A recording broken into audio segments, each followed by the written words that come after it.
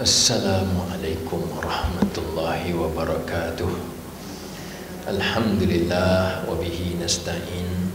Wassalatu wassalamu ala Rasulillah wa ala alihi wa sahbihi ajma'in. Subhanaka la ilma lana illa ma 'allamtana innaka antal alimul hakim. Wala haula wala quwwata illa billahil aliyyil azim. Allahumma salli wa sallim wa barik ala maulana Muhammad wa ala alihi wa sahbihi ajma'in. Amma ba'd. Yang dihormati para muslimat, alhamdulillah, syukur kehadrat Allah Subhanahu wa taala atas segala kemampuan yang dipinjamkan oleh Allah kepada kita untuk kita hadir ke kuliah pada petang ini. Mudah-mudahan segala usaha kita pada petang ini diberkati dan diredai oleh Allah Subhanahu wa taala. Alhamdulillah, masjid pun dah selesa digunakan, kapet pun baru, masya-Allah, ya. Cantik warnanya, dan saya nampak muslimat pun berseri-seri, ya. Selesa kan, sejuk, ya kan? Alhamdulillah, tak ada debu-debu macam dulu. Dan pada petang ini, tuan-tuan dan puan-puan, kita baca satu hadis Nabi sallallahu alaihi wasallam. Hadis ini hadis riwayat Imam Ahmad dan Ibnu Majah. Apa kata Rasulullah? Man wajada sa'atan falam yudhi fala yakrabanna musallana. Pendek hadis itu. Man wajada sa'atan, sesiapa yang mempunyai keluasan, maksudnya keluasan dari segi harta, keluasan dari segi wang, keluasan dari segi rezeki, artinya tak ada masalah. Maknanya orang ada-ada lah, orang ada-ada ataupun orang berada. Falam yudahi, tetapi masalahnya ialah dia enggan melakukan ibadah korban. Tak mau dia menyertai walaupun satu bahagian. Tadi saya nampak terpampang dekat dinding masjid satu bahagian berapa? 590. Alhamdulillah, tak sampai pun 100 kan, RM590. Tapi dia tak nak sertai, tak nak jadi peserta, ambil walaupun satu bahagian. Maka kata Nabi sallallahu alaihi wasallam, fala yaqrabanna musallana, maka orang ini janganlah mendekati tempat sembahyang kita. Jangan dekat, apatah lagi masuk. Nabi larang, tak payah. Maka janganlah dia saja-saja nak dekati tempat musalla kami, saja-saja nak dekati masjid, tak payah. Tuan-tuan, amaran yang keras daripada Rasulullah sallallahu alaihi wasallam bagi mereka yang berkemampuan tapi tidak mahu melibatkan diri dalam penyertaan ibadah korban walaupun satu bahagian. Jaga-jaga. Ya, kadang-kadang kita pandang mudah dalam hal ini, padahal dia beri kesan yang sangat berat kepada kita, sehingga kan dalam mazhab yang lain, mazhab Hanafi contohnya, berdasarkan hadis ini berat ancamannya, mereka meletakkan hukum wajib melakukan ibadah korban. Cuma dalam mazhab Imam Syafi'i hukumnya sunat muakkadah. Berdasarkan hadis yang lain menyatakan bahawa ke atas Rasulullah itu wajib dan ke atas kita semua ini adalah sunat. Ya. Jadi tuan-tuan dan puan-puan dirahmati Allah, kita tak lama lagi akan menyambut ibadah ataupun hari raya korban. Hari raya korban ini sebenarnya kalau tuan-tuan dan puan-puan lihat, dia berbeza dengan Aidil Fitri.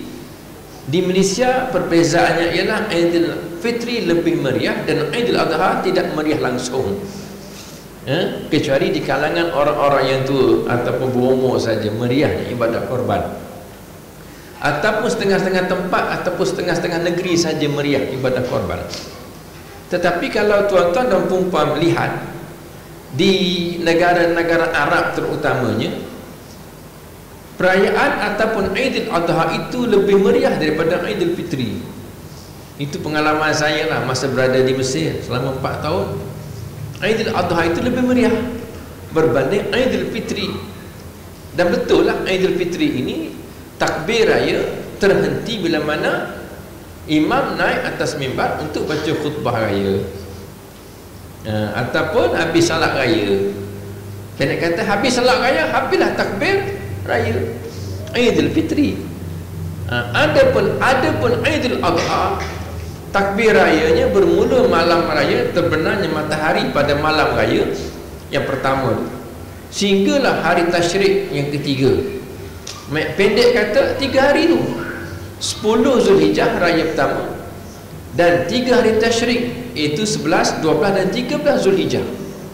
4 hari untuk takbir raya Aidil Adha.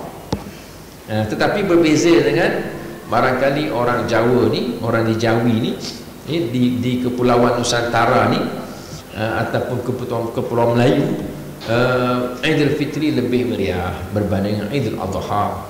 Padahal sebaliknya sepatutnya berlaku, ya. Jadi tuan-tuan dan puan dirahmati Allah, pertamanya tuan-tuan saya nak ingatkan balik, korban ini bukanlah benda baru ataupun benda yang baru saja wujud pada zaman Rasulullah SAW. Dia bermula sejak daripada anak-anak Nabi Adam lagi. Anak-anak Nabi Adam berapa orang lelaki? Yang kita tahu ada 2 orang lah, ya? Dan mereka masing-masing ada kembar perempuan. Habil ada kembar perempuan dia, iaitu adik perempuannya yang kembar, lahir sama dengan dia. Qabil pula ada adik perempuan kembar yang lahir bersama dengan dia. Jadi bila membesar 4 beradik ini, maka disyariatkan untuk ketika itu dalam syariat Nabi Adam AS boleh berkahwin adik-beradik, tapi bersilang. Dalam arti kata lain, Habil kena kahwin dengan adik kembar perempuan Qabil. Qabil pula kena berkahwin dengan adik kembar perempuan Habil. Masalahnya ialah Qabil tak mau, sebab adik perempuan kembar dia lagi cantik daripada Habil punya. Yang dia punya lagi cun melecun. Jadi macam mana nak terima? Tak boleh, tak setuju, dia tak setuju. Padahal itu syariat ketika itu. Dia haruskan sebab nak kembang biakkan anak-anak ataupun keturunan manusia. Kau tak kahwin adik-beradik, nak kahwin dengan siapa lagi? Orang lain tak ada. Ketika itu disyariatkan, ya. Dan bila mana Qabil menolak, maka perintah Allah Subhanahu wa taala kepada Nabi Adam supaya kedua-duanya meletakkan persembahan sebagai korban di atas puncak bukit. Qabil puncak bukit ini, Habil puncak bukit sana, dan meletakkan apa yang mereka hasilkan daripada yang terbaik. Kebetulan pula Habil ini dia adalah seorang penternak, adalah lembu-lembu, unta dan sebagainya. Maka dia mencari binatang yang paling gemuk, yang paling cantik, yang paling tegap, dia letakkan di atas bukit.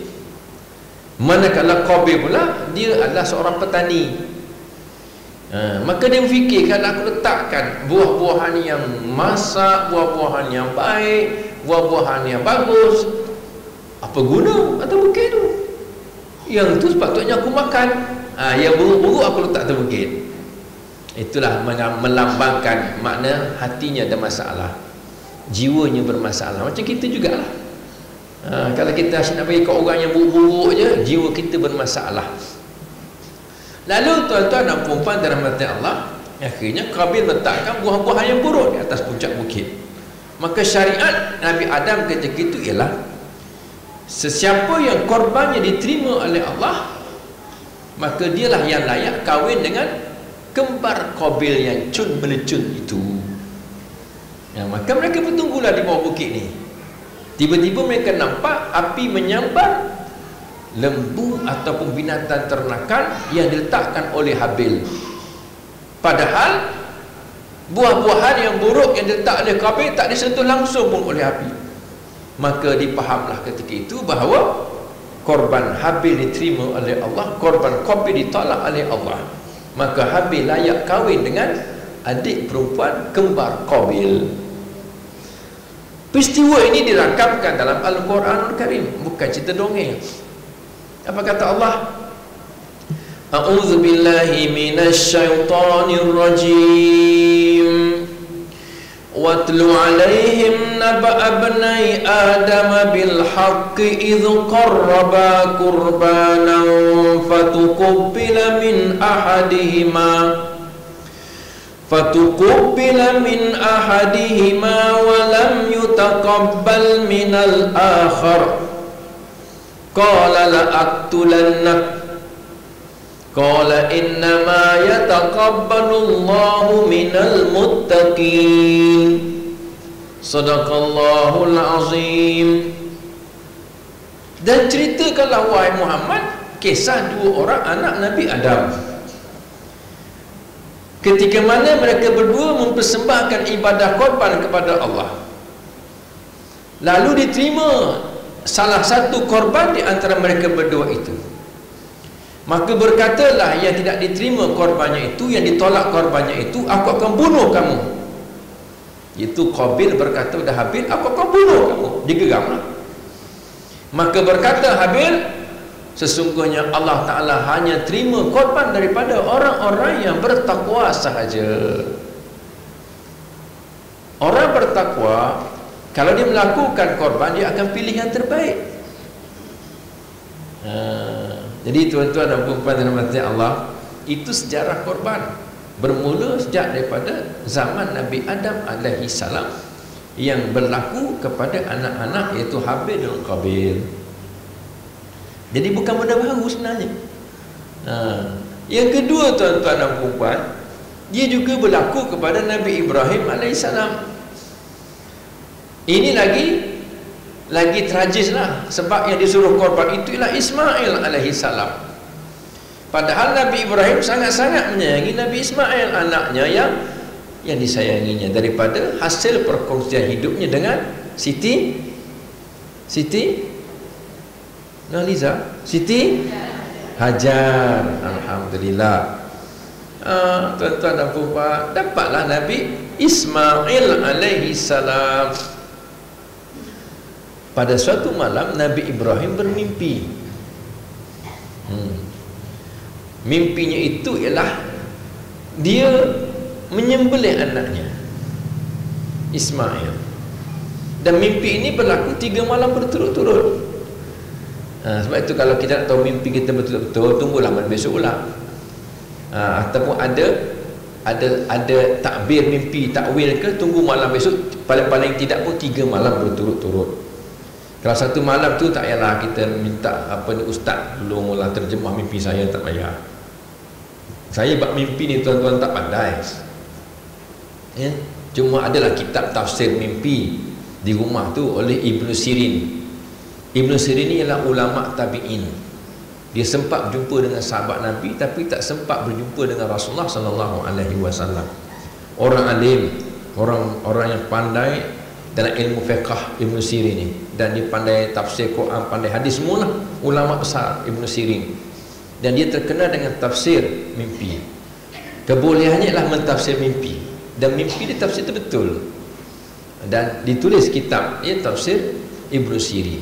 Kat rumah saya adalah. Jadi tuan-tuan dan puan, kadang-kadang orang telefon saya, ustaz saya mimpi di Patu Ular. Ni orang perempuan ni, asyik-asyik di Patu Ular. Ustaz, mohon pandangan ustaz. Dia WhatsApp saya. Saya kata apa? Alhamdulillah. Dia kata, kenapa ustaz sebut Alhamdulillah? Sebab anda di Patu Ular dalam mimpi, bukan betul-betul dalam alam realiti, dalam mimpi saja. Oh ya ke gitu? Tengok tuan-tuan, patutnya di Patu Ular dalam mimpi.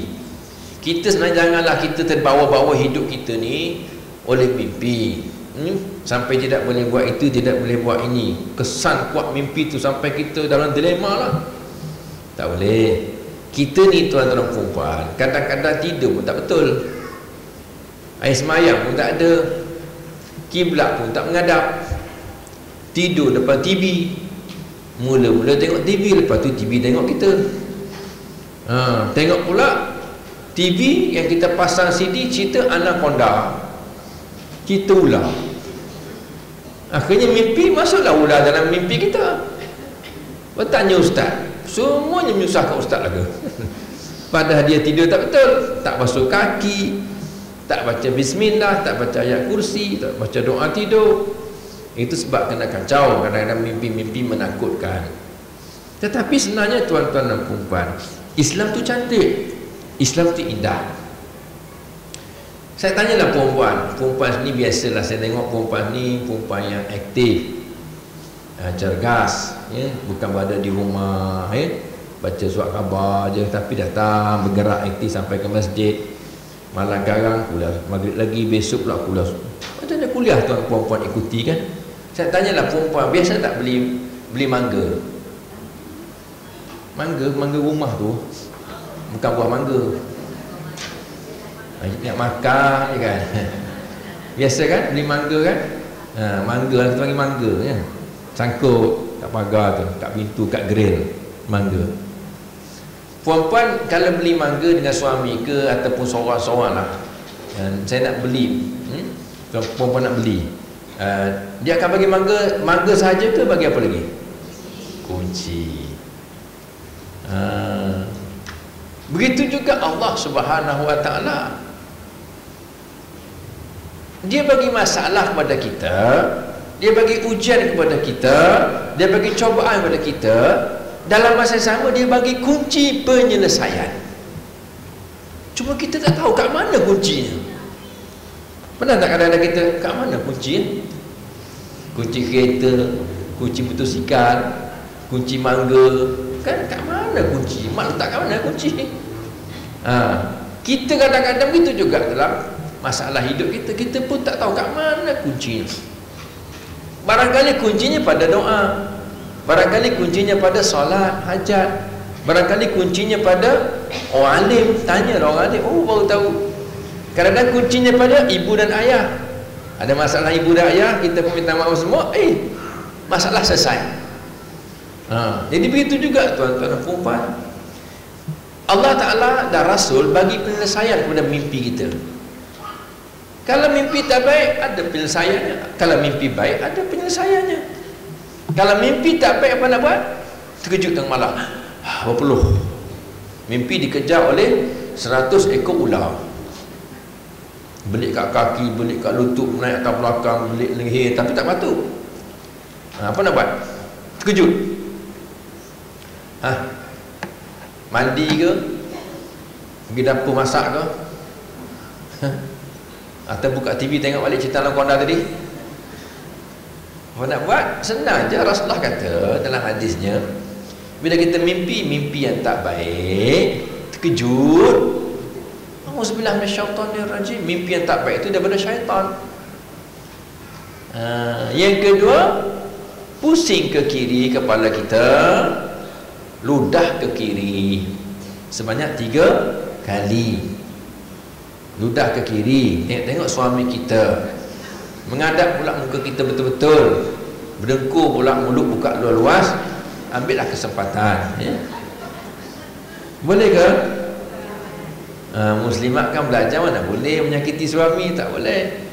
Habis tu jangan ludah kat suami. Ludahnya bukan ludah betul-betul, ludah kat suami, tak boleh, berdosa, ya. Tidak menghormati suami. Ludah isyarat saja. Macam kita ada benda kat ujung lidah kan, kita macam ada benda kat sana, gitu.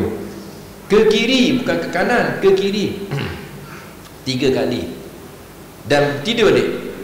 Dia tak kacau lah. Besok jangan cerita kat siapa-siapa. Jangan cerita kat pejabat, jangan cerita kat kawan-kawan sekuliah, jangan cerita kat ustaz. Diam. Maka mimpi tersebut tidak jadi kenyataan. Tapi kalau mimpi baik, mimpi bagus, katalah saya mimpi kahwin, katakanlah, ya. Kahwin dengan siapa? Kahwin dengan tahu siapalah. Mimpi kahwin dengan artis ke, contoh, artis tu memang tak ada suami lagi, terkenal pula, kaya pula, comel pula. Apa nak buat? Bila terkejut, mimpi, alamak, terkejut lah pula. Patut jangan terkejut. Teruskan lagi mimpi tu. Kita terkejut, tak buat. Sebutlah alhamdulillah. Sebab mimpi yang baik daripada Allah. Mimpi katalah anak perempuan, katakanlah anak yang perempuan kita selama ni duk free hair, rambut karak apa semua kan, tiba-tiba mimpi dia pakai tudung, pakai hijab, tutup aurat, terkejut. Jangan sebut biar betul dia tutup aurat tu, macam tak percaya je. Dah, alhamdulillah dulu. Pagi besok bangun tidur, ceritalah kepada orang. Cerita pada orang kahwin, cerita pada orang anak kita tutup aurat, kita dah berubah, dia akan jadi kenyataan. Yang tak baik jangan cerita, itu aib. Yang baik ceritakan, mudah-mudahan jadi kenyataan. Tapi ingat, kalau mimpi buruk cerita juga jadi kenyataan. So kita ni mimpi kita tak tentu lagi betul ke tak betul. Sebab cara tidur tu kadang-kadang tak betul. Tapi ingat, Nabi Ibrahim mimpi, dan mimpi para Nabi satu cabang daripada wahyu ilahi. Ada wahyu tu turun dengan malaikat Jibril, ya? Ada wahyu dalam bentuk ilham, ada wahyu dalam bentuk mimpi.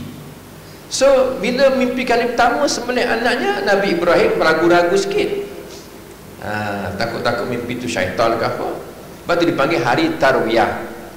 Tarwiyah tu ada macam keraguan sikit, nak mencari kebenaran, tarwiyah.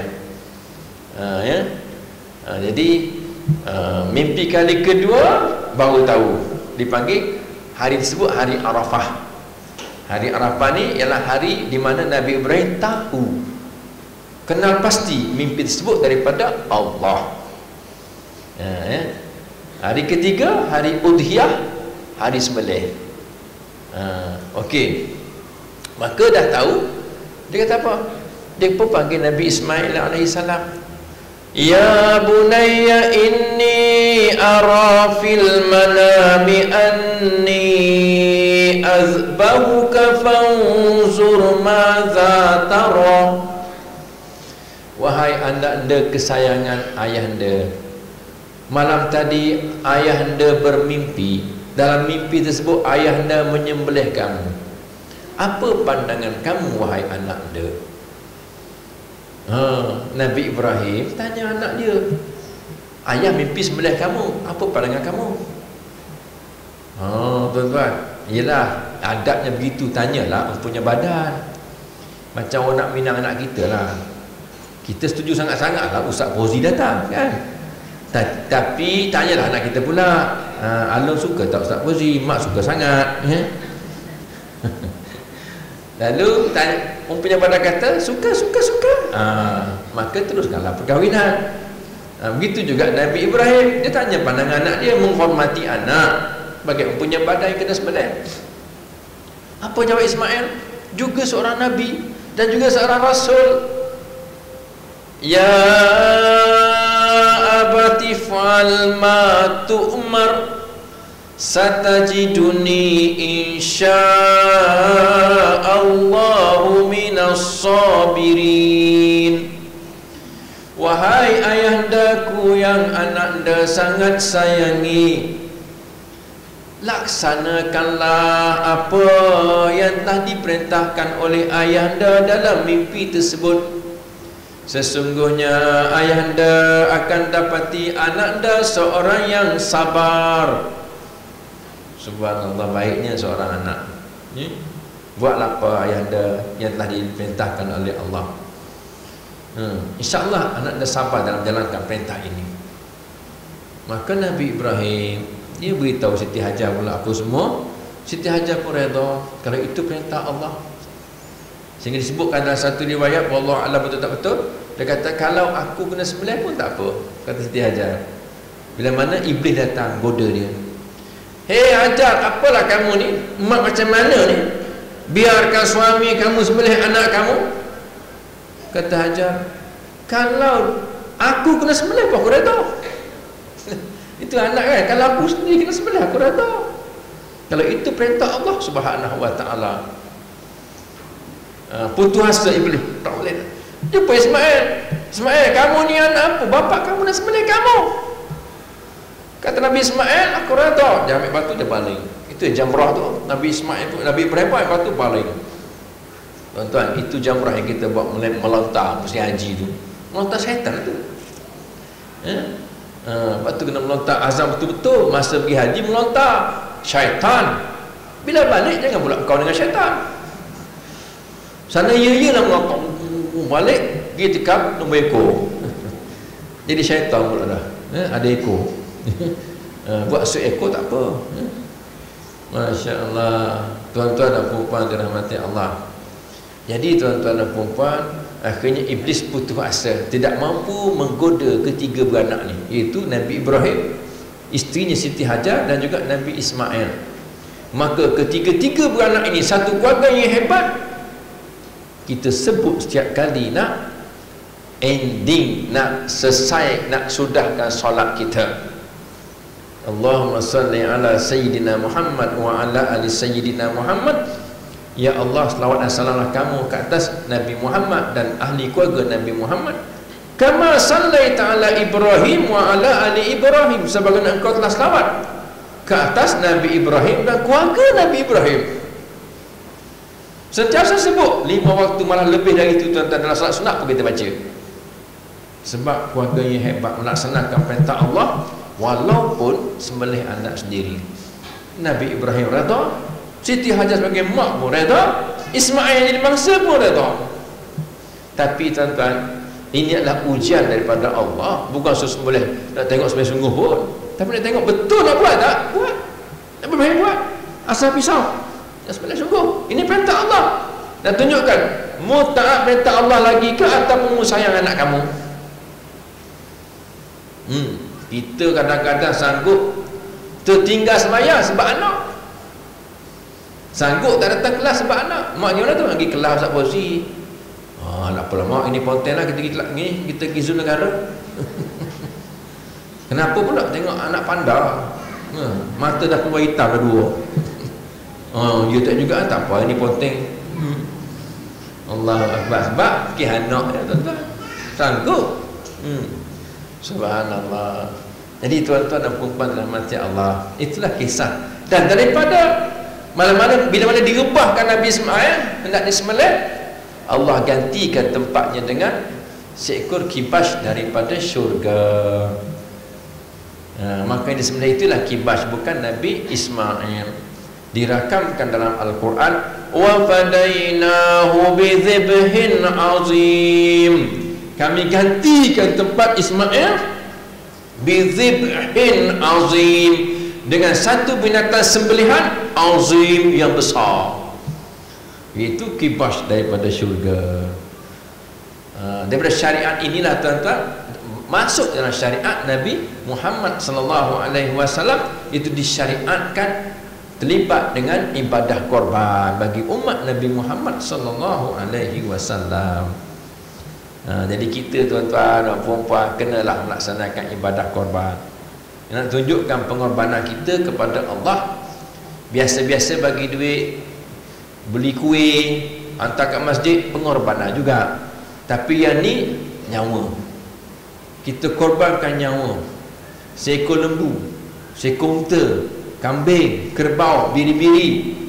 Dan kita cari yang terbaik, bukan cari kurus, ramping, slim river. Cari yang gemuk, banyak isi. Itu kita nak tu. Subhanallah. Ada orang kadang-kadang dia berkira dengan Allah Subhanahu wa ta'ala, mahalnya RM560 satu bahagian. Dulu saya korban 10 tahun lepas baru RM300. Lah, nampak sangat 10 tahun lepas dia korban, lepas tu tak korban dah. Masya Allah, jangan lembu tu jatuh harga. Lembu macam kereta juga ya. Lembu macam rumah juga, ada harga lembu ni. Jadi tuan-tuan dan puan-puan yang dirahmati Allah, carilah lembu yang terbaik. Saya ingat muslimat tak cari kot, yang carinya AJK lah kan. Orang laki-laki lah cari, muslimat jangan pula sibuk cari-cari lembu pula tak ada kerja. Rezeki muslimat ditugaskan mencari lembu. Ini satu-satunya masjid yang mencari lembu diserahkan muslimat. Allahu Akbar. Okey, tuan-tuan dan puan-puan dan mati Allah. Cari yang sihat. Tidak boleh cari yang penyakit, yang ketara sakitnya. Seperti sakit kulit nampak berkudis-kudis, berkurak-kurak, ya, berpanau-panau. Nampak kulit je macam peta dunia. Malaysia ada, Singapura ada, Afrika Selatan ada, kudisnya kat kulit tu sampai kat muka kudis semua. Maka janganlah buat binatang korban. Sebab ikutlah macam Habil, cari lembu yang baik, yang sihat, yang tegak, yang sihat, yang sempurna. Jangan tanduk lagi. Sunat ada tanduk ya, lembu korban, bukan orang lembu korban. Sunat ada tanduk, insya-Allah. Tak boleh yang ada penyakit tak nampak tak apalah, tak payah pergi jumpa doktor lembu tu. Doktor cuba cek tekanan darah lembu ni. Kemudian tiba cek dia punya apa ni, air kencing dia pula, cukup isap daun ketung semua kan. Tak payahlah ya. Cek jantung dia, buat stress test ni atas tu lembu. Oh, lemah jantung lembu ni. Tak payahlah. Hak kita hak nampak zahir saja ya. Yang kedua, tidak boleh cari lembu yang buta. Tak boleh cari lembu yang jelek ya. Sebab nak persembahkan kepada Allah. Nama korban. Korban kat siapa? Kepada Allah. Daging tu beri kepada manusia, pengorbanan tu pada Allah. Yang ketiga, jangan cari lembu yang tempang. Tempang. Sekira-kiranya kalau berjalan dengan kawan-kawan yang lain, lembu-lembu lain, dia ketinggalan kat belakang, teruk sangat tempang tu, dia heret kaki. Tak boleh, nampak sangat punya kecacatannya. Ataupun kurus sangat, kurus. Saya pernah jumpa tuan-tuan, Allahu Akbar, ada masjid dia cari lembu yang murah lah, kurus kering lembu tu. Nampak tulang punggung, terpacak tulang punggung naik, seksi gila. Nampak tulang dada tu, bila main gitar, ting ting ting ting lembu tu. Dia tapak kat pokok kelapa, datang angin tersadar kat pokok kelapa je. Sekepi muja dari pokok kelapa kan nak tumbang habis. Allahu Akbar. Ni nak korbankan kepada Allah, cari yang terbaik. Sebab itu kena, muslimat pun kena main peranan juga, suara muslimat didengari ya. Sebab itu dalam kisah Nabi Ibrahim, Nabi Ismail, dia tanya juga Siti Hajar. Siti Hajar kata, kalau itu perintah Allah, aku redha, tak masalah. Kena tanya juga pandangan muslimat, kena beri pandangan ya. Tapi kadang-kadang lembu tu datang sihat, bila nak keluarkan, nak turun daripada lori tak sihat. Nak turunkan lembu lori tu, kadang-kadang orang kita ni kasar, tidak ada peri kebinatangan. Tarik lembu tu elok lah. Ini bukan lembu kenduri kahwin, ini lembu korban. Ingat, kita tak mau lembu tu cacat. Saya pernah tengok tuan-tuan lembu tu, Masya Allah, atas lori tegak, dia tanduk ni kan, macam nak keluarkan lembu tu, nak turunkan lembu tu. Akhirnya mereka pakat tarik lembu tu, paksa turun. Yang sana tolak dengan kayu, dia ni tarik. Akhirnya lembu tu jatuh, tak bangun-bangun dah. Rupa-rupanya patah kaki. Bayangkan kalau tempang pun Nabi larang. Yang tempang tu kaki tak patah, cuma dia tempang pun dilarang. Ini kan pula yang memang kompok patah terus, tak boleh berjalan dah. Apa hukumnya? Lu fikir dah sendiri. Subhanallah ya. Bimbang, tarik lagi, terkena bucu tu, enduk-enduk kat lori tu ada kayu tumbuh sikit, kena mata lembu, buta pula. Dah dua kecacatan. Tarik tak tarik kat pokok pula, seret, habis luka pula lah kulit dia, berdarah. Allahu Akbar. Awak jadi, maka janganlah sembelih lembu tersebut. Kalau sembelih pun jadi ibadat biasa, sembelihan biasa saja. Sebab bukan lembu terbaik lagi lah. Kita nak cari lembu yang terbaik kepada Allah Subhanahu wa ta'ala. Ya, saya tanya muslimat lah. Muslimat tak buat korban ke tahun ni? Semua buat. Masya Allah, alhamdulillah. Ya. Satu bagian cukup lah. Bukan banyak, bukan hari-hari pun. Sekali setahun saja RM590. Saya ingat kalau semua yang ada dalam masjid ni buat ibadah korban, sudah ada 10 ekor lembu dah. Masya Allah. Betul tak? Lebih kurang lah 10 ekor lembu. Itu belum campur laki-laki lagi. Subhanallah. Ustaz, siapa nak makan ustaz? Nak sembelih 40 ekor satu hari. Ibadah raya korban tuan-tuan ada 4 hari. 10 Zulhijjah, 11 Zulhijjah, 12 Zulhijjah, 13 Zulhijjah. 4 hari dia sembelih. Tak ada masalah. Yang penting kita terlibat dulu dengan binatang korban. Jangan takwil-takwil lagi bagi alasan siapa nak makan ustaz? Banyak sangat lembu ni. Tuan-tuan, yang penting kita nak korban dulu. Walaupun hukumnya sunat muakkadah, orang kata ala sunat je ustaz. Apa erti sunat? Sunat tu kalau buat dapat pahala, tapi kalau tak buat tak dosa kan? Kan ustaz kan? Kenapa nampak tak berdosa? Kenapa tak nampak dapat pahala?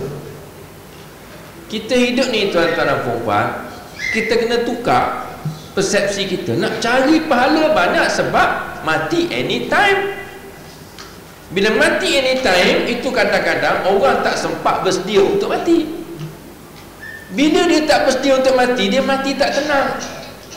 Bila mati tak tenang, rohnya jadi Jo'un. Tahu Jo'un? Jadi apa? Pontianak. Pontianak katanya. Jadi tak tenang lah, rohnya macam kacau, tak tenang. Sebab dia tak bersedia.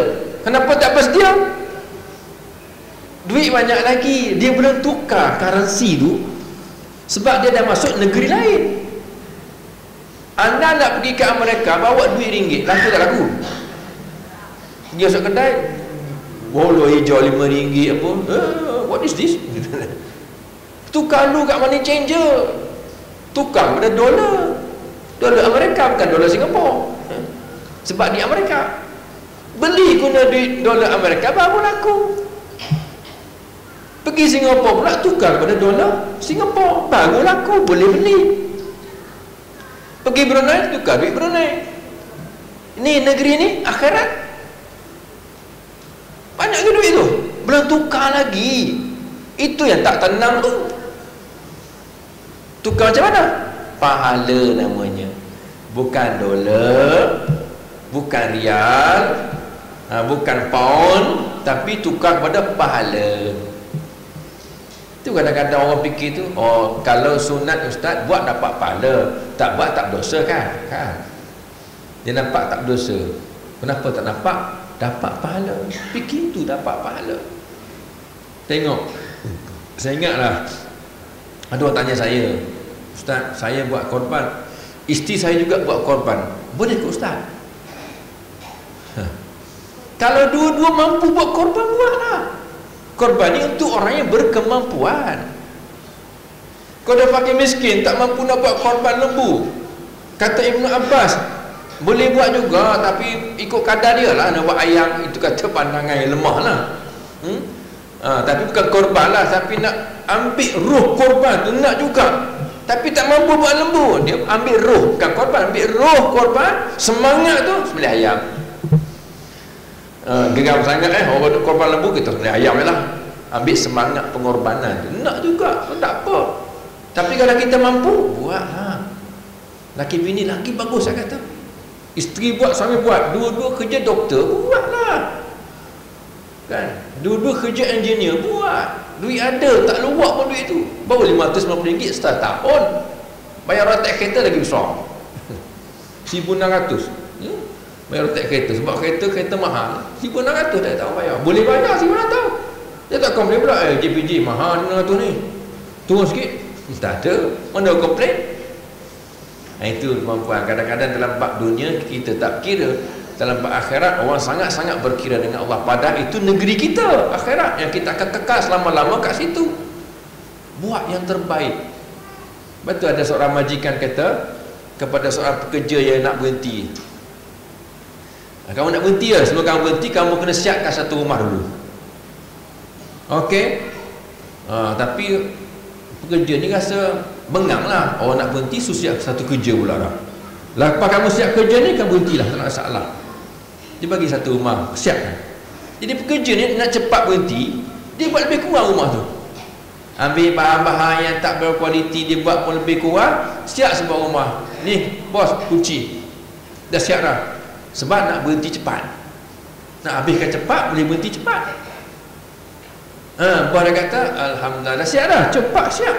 Cepat siap. Sebenarnya rumah tersebut saya nak hadiah kepada kamu, nak ambil kunci balik. Loh, kenapa tak cakap awal-awal? Kau cakap awal-awal tu rumah aku nampaklah cantik-cantik, barang-barang mahal kat situ. Tengok, dia menyesal tak sudah lah. Sebab jadi rumah dia, tapi barang-barang murahan. Buat pun tak elok, sebab nak cepat, nak segera. Begitu juga kan dalam negeri kita akhirat. Rumah kita dah siap ke belum? Dah. Hari akhirat dah siap belum? Dah nampak dah rumah? Bukan rumah, istana tu. Mana daftar sana tu? Ibadat kita atas dunia lah. Salah satunya ibadah korban namanya. Apa? Orang perempuan buat, laki-laki biar meriah. Tahun ni aku ada, ya harapkan suami je. Suami kita dapat pahala. Tengok zaman Rasulullah, Fatimah anak dia buat ibadah korban. Fatimah, kata Nabi, wahai Fatimah, berdirilah kamu di sisi korban kamu. Tengok, saksikanlah, kata Nabi kat Fatimah. Mana Fatimah pun buat ibadah korban. Sesungguhnya titisan darah korban kamu itu pengampunan untuk kamu atas dosa-dosa kamu yang lalu, kata Rasulullah kepada Fatimah. Puan-puan kan duduk di Masjid Fatimah Zahra kan, ambil semangat pengorbanan Fatimah tu pula. Sri Kandi kita yang hebat, dia pun masuk join juga ibadah korban. Jangan harapkan suami je. Ya, sebab semua kita nak masuk syurga. Ya, jangan ingat suami kita akan heret kita masuk syurga. Sekarang suami kita heret kita masuk shopping komplek, heret kita masuk zoo negara kan. Syurga sendiri-sendiri. Nabi dah sebut dah, aku tak mampu tolong siapa-siapa. Lepas tu di padang mahsyar, yauma yafirrul mar'u min akhihi wa ummihi wa abihi wa sahibatihi wa banihi likulli imri'in minhum yawma idzin sya'nun yughni, kata Allah. Pada hari tersebut di padang mahsyar, seseorang itu akan lari daripada saudaranya, lari daripada adik-beradiknya. Lari apa? Maknanya jumpa, nampak, adik apa, lari. Wa ummihi wa abi, jumpa mak dia, lari habis. Jumpa bapak pun lari juga. Pelik kan? Lepas tu kita, ayah, belum, dah makan ke belum? Tak ada masa. Wa sahibatihi wa banih, suami akan jumpa isterinya, isteri akan jumpa suami dia, tapi lagi.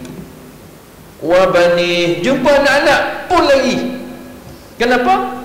Kata Allah, likulli imri'in minhum yawma idzin sya'nu yughni. Setiap orang ada urusan masing-masing ketika itu, sibuk sungguh, tak sempat tanya khabar. Nak tanya khabar tak sempat, lari, cuma pakat lari ke atas. Huru-hara di padang mahsyar, bagi huru-hara. Allahu Akbar. So nak beritahu, semua kena cari pahala masing-masing lah.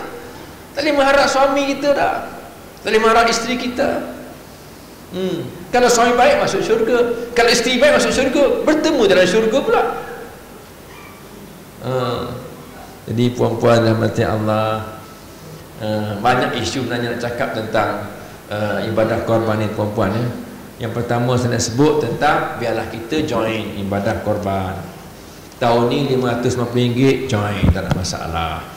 Ustaz saya dah buat tahun lepas, itu tahun lepas tiap-tiap bulan sepatut kita kena buat ibadah korban. Itu tahun lepas. Ya, selagi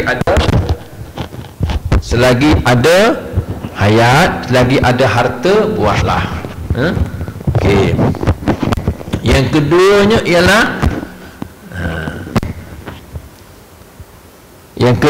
ialah kalau dah buat korban, hadirlah. Hadirlah melihat lembu korban kita disembelih.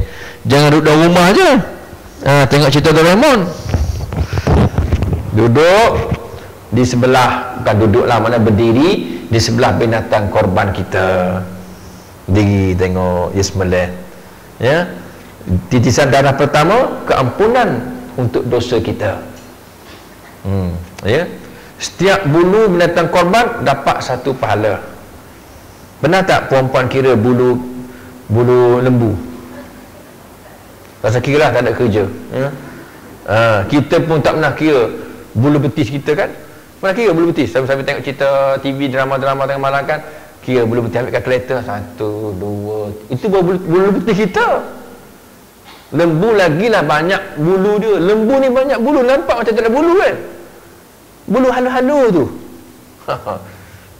Kalau biri-biri lagi banyak bulu lah. Biri-biri maknanya cari binatang yang berbulu. Ya, setiap bulu satu pahala. Berapa banyak tuan-tuan dapat pahala? Allahu Akbar. Nak beli pahala bukan senang ya. RM590 kira bulu kat lembu tu. Itulah pahala kita dapat. Maknanya tak terkira lah. Tak terkira. Subhanallah. Hari akhirat nanti kalau boleh beli pahala, semua nak beli pahala. Sekarang tak nampak. Sebab kita belum mati lagi. Masuk dalam kubur baru nampak. Ya Allah, pentingnya qiyamul lail, ya Allah. Sebab dalam kubur tu gelap. Kubur tu gelap gelita. Lampunya ialah qiyamul lail. Lampunya ialah solat tahajud. Dah, baru tahu ya Allah. Tapi tak boleh buat apa, dah tahu. Baru tahu buat satu. Masa hidup, tak nak buat. Subhanallah. Jadi, puan-puan dalam hati Allah ya. Adil. Ya. Kemudian, satu lagi, kalau puan-puan bernazar, ni kadang-kadang orang perempuan suka bernazar. Kalau suami saya tak jadi kahwin tahun ni, kahwin seorang lagi, saya nak bernazar Ustaz, iaitu nak dapatkan 2 bahagian lembu korban tahun ni. Tengok suami tak dikahwin. Ya, setakat sampai hari ni lah tak dikahwin. Tak kahwin juga. Bermakna sehingga 8 bulan ni suami tak kahwin 2, maka dia kena buat ibadah korban nazar 2 bahagian. RM590 darat dengan 2. Berapa? Alamak Ustaz, mahal pula tu. Boleh tak tukar sembilan biasa Ustaz? Ayam, kambing, apa ni, itik ke, boleh tak Ustaz? Tak boleh. Dah menazar. Kalau menazar ibadah korban 2 bahagian lah, tak tukar lah. Ya, ada orang kadang-kadang cepat sangat bernazar, tapi dia lupa dia mampu ke tidak nak buat. Ada orang dia kata nak buat umrah. Okey, dia pun tengok balik umrah nak buat tu harganya RM7,000. Sudah, dia rasa menyesal nak bernazar. Sebab dia kata apa? Kalau saya sembuh operasi ni, berjaya dan sembuh penyakit, dia akan pergi buat umrah, dia kata. Bernazar tu, tiba-tiba sembuh. Tengok RM7,000. Dia pun, Ustaz boleh tak kita tukar di kenduri Ustaz, RM700 je. Dia berkira dengan Allah. Allah dah bagi apa dia nak, dia kena bagi pula apa yang Allah nak. Sebab itu kalau anda bernazar, ingat, laksanakan, wajib laksanakan nazar, iaitu ibadah korban. Pertama. Yang kedua, tidak boleh ambil walaupun 1 bahagian, 1 daging ataupun 1 inci daging, tak boleh ambil. Kulit pun tak boleh ambil. Daripada tanduk sampai ke kuku kaki tak boleh ambil. Serah semua. Nazar ni kena serah semua kat orang. Ustaz nak makan limpa? Tak boleh. Hati pun tak boleh. Sebab itu daging korban nazar. Ingat, ada orang makan selamba je makan. Siap ambil masa peti ais dia lagi. Satu per tiga tak boleh. Yang sunat boleh 1/3 dia ambil. Yang korban nazar kena sedekahkan semua, wajib sedekahkan semua. Kena ingat adik kakak semuanya, supaya jangan sampai hukum tu kita langgar, pantang larang dia. Ya. Okey. Satu lagi ialah puan-puan yang dirahmati Allah. Saya nak sebut apa ya? Ni biasa laki-laki lah terlibat, orang perempuan tak terlibat sangat, ya. Cuma daging korban tu biarlah kita ambil sedikit lah, sebaik-baiknya sedekahkan, ya. Tapi kalau nak ambil 1/3 itu maksimum, 1/3 saja. 2/3 tu kita sedekah dan kita hadiahkan. Jangan ambil semua. Mentang-mentang dia korban RM550, dia ambil semua. Ustaz, takkan 1/3 Ustaz? Saya bayar RM550. Kalau beli kat pasar lagi banyak Ustaz. Ini kan ibadah korban, bukan daging pasar. Kena ingat itu, kita nak pahala, ya. Satu lagi kadang-kadang berlaku, ini berlaku banyak kali. Orang perempuan saya tahu buat ke tidak, ya. Dia curi siap-siap daging yang dia suka. Kalau anda JK, orang muslimat kena tengok. Muslimat sebagai pengawas daging korban, tengok jangan ada sampai orang bawa keluar daging tu letak dalam bakul motosikal. Apa tu Haji? Alah, ekor orang tak nak. Siapa tak nak? Pandai-pandai kata orang tak nak. 5 ekor lembu, 5 ekor dia ambil. Lepas tu balik rumah dia, datang balik, tatak sikit apa patut lagi, tiba-tiba ambil satu plastik pula. Apa tu Haji? Alah, daging patah pinang, orang tak nak. Biar betul. Itu namanya mencuri. Kalau muslimat tahu, sekat, kepung dia, perebahkan dia, tambak dia kau kelapa. Itu mencuri daging ibadat, lagi besar dosanya. Patutnya beritahu, ya. Beritahu, saya nak ambil daging batang pinang, boleh ke tak boleh? Serentak jawab, tak boleh. Jangan loleh-loleh. Kejap ya, kita tanya ketua AJK Lurah, ya. Jangan, kata tak boleh terus, mana boleh? Gitu. Kecuali kalau orang tak nak proses kepala, tak ada kepakaran. Assalamualaikum semua, disebabkan kepala tak ada orang nak proses, saya ingat nak balik kepala-kepala ni semua, boleh tak boleh? Ambil lah Haji, orang tak nak buat pun. Haji ambil lah sedekah terus, silakan. Yang ni pula, saya tengok tersebet, tersadai je, dia punya perut lembu, kata nak, jangan kambuh, saya nak proses. Oleh rumah boleh tak? Ambil lagi, tak ada orang nak buat, ambil je. Jangan pula ada kita dengki pula. Jangan bagi. Baik, tertanam, jangan bagi. Dengki. Lembu korban ni, kalau boleh manfaatkan dia. Kuku ke, sampai dekat kulit tu orang nak sama, ambil lah. Ada datang jumpa saya, Ustaz, ni kita sembelih dia sebelah ekor lembu ni Ustaz. Dan tu datang 2-3 orang, dia nak ambil kulit. Aku ingat Ustaz, dia ni nebak ni beg ke, kasut ke, jaket ke apa ke. Boleh tak Ustaz kita nak bagi dia? Bagilah. Siapa nak kulit tu? Iman ambil kulit tu? Haji ambil kulit tu? Tak mau. Dah bagi dia je. Tapi dia bisnes Ustaz. Lantak dia lah bisnes. Yang awak dengki sama. Kadang-kadang ada juga Pak Imam dengki, AJK dengki, Tuan Haji dengki, bagilah. Lainlah kalau kita boleh buat sesuatu, bagi dia. Ada orang tak nak buat tulang, dia kita leceh, kita ambil isi je. Tulang gearbox tak nak ambil, tapi orang nak ambil, ada orang nak ambil, bagi je. Itu daging korban kena manfaatkan, ya. Yang tak bolehnya lah bagi upah. Imam sembelih binatang korban, boleh bagi upah kepada imam, tapi bukan daripada lembu korban. Bagi upah wang boleh. Sekali sembelih 1 ekor RM50. Silakan ambil duit RM50 bagi. Ataupun dalam bentuk benda lain. Seperti bagi iPhone, handphone ke. Mam, handphone. Ni seekor lembu Mas Melih, handphone. 2 ekor lembu, 2 handphone. Imam kata nak buat apa? Contohlah, bagi benda lain, jangan bagi kepala, jangan bagi ekor. Ni upah mah ekor lembu, tak boleh. Gitu nak beritahu. Kadang-kadang buat hukum kita terlajak, ya, terlajak. Satu lagi sebagai penutup, kadang-kadang dia bertembung 3 hari ni, 10 Zulhijjah, 11, 12, 13 sepatutnya buat ibadah korban, tapi kadang-kadang ada juga nak buat akikah. Ini isu ni sampai bila-bila tak selesai. Saya ingat gini tuan-tuan dan puan-puan, kita kena utamakan korban, tapi sekiranya korban pun kita masuk, dan kita pun nak buat akikah juga untuk anak laki-laki baru lahir. So kita ambil 3 bahagian lah. 2 bahagian untuk anak laki-laki buat akikah, kan 2 bahagian kan, sunat 2 bahagian. Yang ketiga tu untuk korban kita. Tak apa, silakanlah, tak ada masalah. Yang tak bolehnya ialah dia tak buat korban tapi dia buat akikah. Sekarang ni bukan musim akikah, 3 hari 4 hari ni dia musim korban.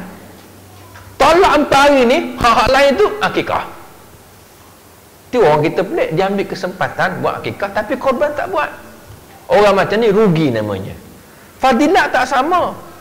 Yang Allah sukanya ialah korban pada hari 4 hari ni. Akikah tu tolak 4 hari ni, hari lain boleh buat, tak masalah.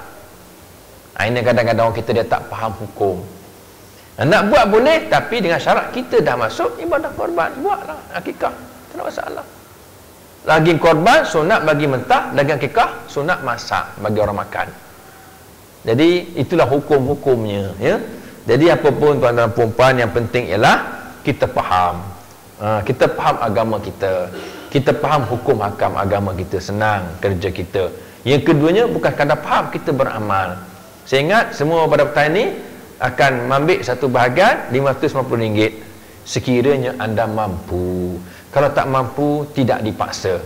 Islam itu agama rahmatan lil alamin, agama rahmat, ya, merahmati semua orang, kesian belas, ya. Jadi itulah sekadar itu puan-puan pada petang ini, insya-Allah puan-puan, ya.